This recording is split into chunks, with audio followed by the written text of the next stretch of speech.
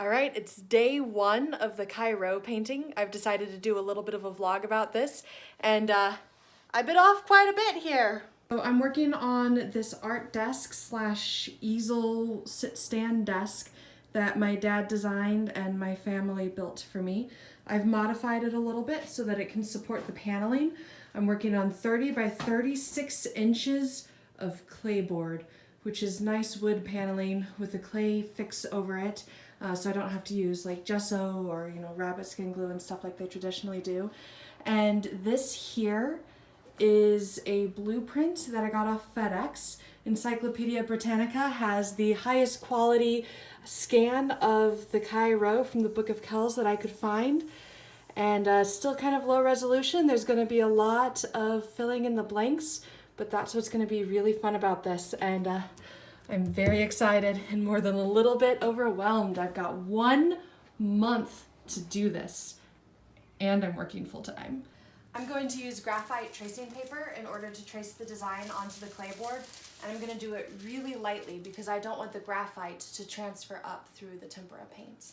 Before I put the tracing paper in place behind the print, I'm going to take a piece of tape and hit it against my skirt a couple of times. This will pick up some fibers and allow me to tape onto the clay board with less residue than a normal piece of tape that might leave a little bit too much stickiness on there and also affect the adherence of the paint. And for the same reason, I'm going to try not to touch it with my bare hands. I'll try to touch it using a cloth and stuff, at least initially.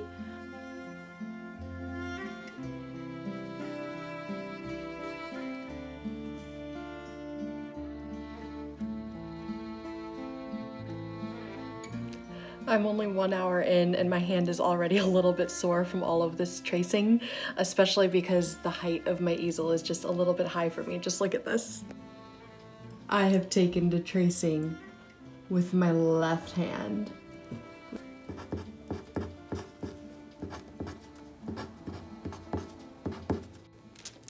This is a piece of my graphite transfer paper, and I've used it about 3 times, so I need to get a new sheet out because there's not quite enough to transfer the details over. But I think it's just really, really fascinating seeing everywhere where my tracings have been. It's 10 p.m. on day 1, and I'm about 3/4 of the way, a little bit less finished with the tracing. You can see it right here. A little bit. Some of those details can be difficult to make out, but I'm pretty pleased with my progress so far, and we're gonna pick it up again after work.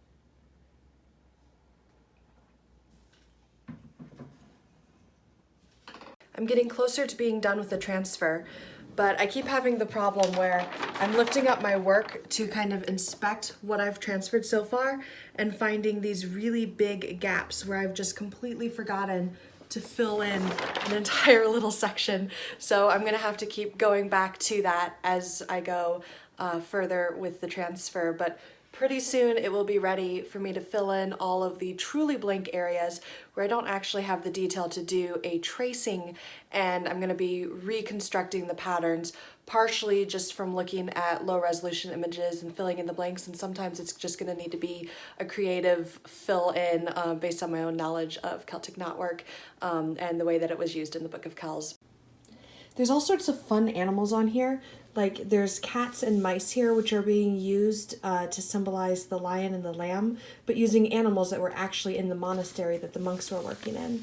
And then there's birds everywhere. Like over here, these are all birds. And birds being animals not of the earth but of the sky, they kind of represent the meeting of heaven and earth, which is very apropos for a piece that's about the incarnation. The basic tracing is finished now. You can see there's only so much detail that I was able to gather, and the tracing itself is very light, but this is going to give me the broad strokes of what I need to do. We've got all of the basic shapes here, everything blocked out. Whenever I wasn't able to get enough detail or fidelity from the original, I blocked out the basic outlines of where shapes land.